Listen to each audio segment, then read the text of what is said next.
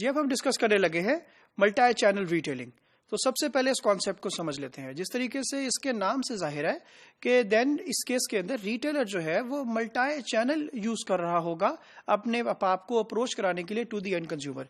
यहाँ पे बहुत आसान तरीके से मेंशन है, a retailer sells products to the end consumer using different sales formats. That can be off the line, that can be online. वो फिजिकल स्टोर भी हो सकते हैं, वो ओवर द इंटरनेट भी हो सकते हैं, वो कोई वेबसाइट भी हो सकती है। जब हम मल्टी चैनल रिटेलिंग की बात करते हैं, so there is a multi channel retailing strategy by normally every retailer.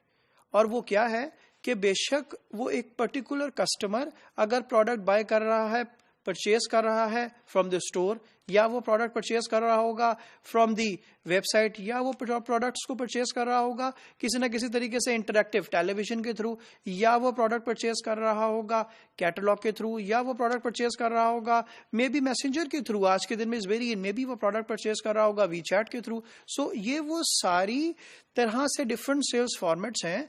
और इसके अलावा और भी बहुत सारे हैं। Catalogue is also one of them, very famous in Europe. ये वो सारे सेल्स फॉर्मेट हैं नॉर्मली जो कि एक मल्टी चैनल स्ट्रैटेजी के तौर पर इस्तेमाल किए जाते हैं। और एक रिटेलर का क्या ऑब्जेक्टिव है? ऑब्जेक्टिव ये है कि कस्टमर को उसने कन्वीनियंस देनी है, कस्टमर को उसने प्रोडक्ट को सेल करना है। और सबसे आसान तरीकेकार क्या है कि जो कस्टमर के लिए कन्वीनियंट तरीकेकार है वो रिटेलर ऑप्ट करे ताकि कस्टमर उसको चूज करे as his first choice. Normally companies का कोई ना कोई एम होता है, तो मल्टी चैनल रिटेलिंग के ऊपर एक बड़ा क्लियर एम उनके पास है। सबसे पहले रेवेन्यू को इंक्रीज करना। बहुत सारी जगहों पे ऐसा होता है कि कस्टमर अगर कन्वीनियंटली किसी स्टोर को विजिट नहीं कर सकता, however he has internet access, वो ऑर्डर को प्लेस कर सकता है अपने घर में बैठे हुए। इसका मतलब ये है कि the company is using multi channel strategy, multi channel retailing, तो इस केस के अंदर वो कस्टमर को एक्सेस दे रहा होगा ऑर्डर करने का थ्रू दी ऑनलाइन। तो उसके पास रेवेन्यू अचीव करने का एक और तरीकेकार हो गया, क्योंकि अदरवाइज वो सेल लॉस हो गई थी। सो इस तरीके से कंपनी का सबसे बड़ा ऑब्जेक्टिव है रेवेन्यू को इंक्रीज करना। दूसरा स्ट्रॉन्ग ऑब्जेक्टिव है कस्टमर की लॉयल्टी को बिल्ड करना, लॉयल्टी को बढ़ाना, किसी न किसी तरीके से कस्टमर के साथ कनेक्ट रहना, कस्टमर एंगेजमेंट को इंप्रूव करना। ये वो नॉर्मल मेजर ऑब्जेक्टिव है, क्योंकि अल्टीमेटली अगर कस्टमर कन्वीनियंस फील कर रहा होगा, कस्टमर कंफर्ट फील कर रहा होगा, कस्टमर जो है वो कनेक्ट फील कर रहा होगा आपके बिजनेस के साथ, तो वो किसी ना किसी तरीके से आपको ऑर्डर जो है वो प्लेस करेगा। और कस्टमर अगर आपको ऑर्डर करता है, प्रोडक्ट्स आपसे परचेज करता है, तो इसका मतलब ये है कि जो ऑर्गेनाइजेशन का ऑब्जेक्टिव था कि उसने बिजनेस को और रेवेन्यू को इंक्रीज करना है, तो वो बिल्कुल इंक्रीज हो जाएगा। बहुत सारे केसेस ऐसे हैं कि जहां पर आप सिर्फ एक ऑनलाइन स्टोर है।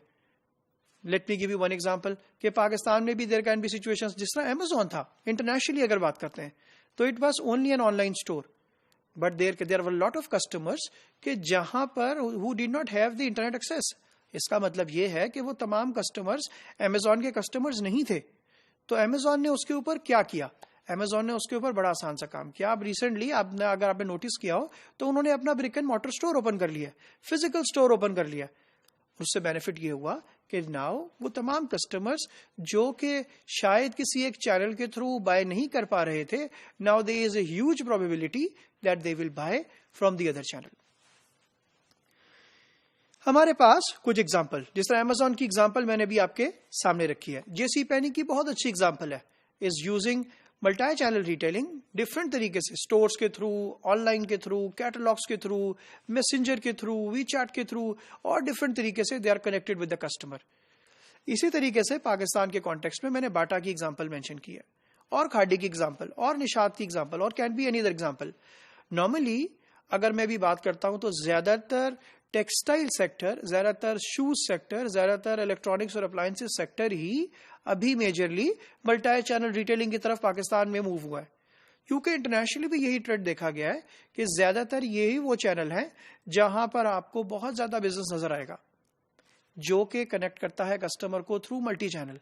कुछ प्रोडक्ट्स बिल्कुल स्पेसिफिक हैं कि जहां पर मल्टी चैनल की बहुत ज्यादा इफेक्टिवनेस नहीं है, लेकिन इस केस के अंदर अगर लेट्स से बाटा की एग्जांपल की बात करते हैं, खाड़ी की एग्जांपल की बात करते हैं, so they have physical stores also, brick and mortar model को भी फॉलो कर रहे हैं, और इसके अलावा क्लिक एंड पे मॉडल को भी फॉलो कर रहे हैं। पाकिस्तान के अंदर हमारे पास और भी काफी सारी एग्जांपल्स हैं, इवन फार्मेसी की एग्जांपल है, इवन हमारे पास अगर आप बात करते हैं रूटीन की तरफ जाना चाहते हो तो आज के दिन में बुक्स का सोल्यूशन भी मौजूद है, where you can buy, order and then you can get that product to your house, और you can visit a store and then you can buy this. Interactive television के ऊपर बहुत सारी कंपनीज ऐसी हैं जो कि सेल कर रही हैं। They have their own stores also. They are selling through the internet also, over the web also, and at the same time television को भी यूज कर रही हैं, जिसके थ्रू वो टेली मार्केटिंग कर रही हैं।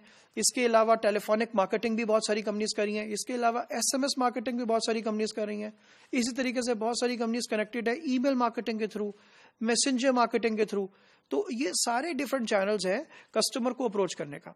अच्छा, पहले ये इन जनरल समझा जाता था, मैं इस बात को समराइज करता हूं कि पहले इन जनरल समझा जाता था कि शायद एक्सपेंसिव तरीका ही सूट करता है कस्टमर को अप्रोच करने का, या for example if you can to use to connect customer, अगर आप टेलीविजन के मीडियम को इस्तेमाल करते हैं तो ही शायद कस्टमर बेहतर कनेक्ट होता है।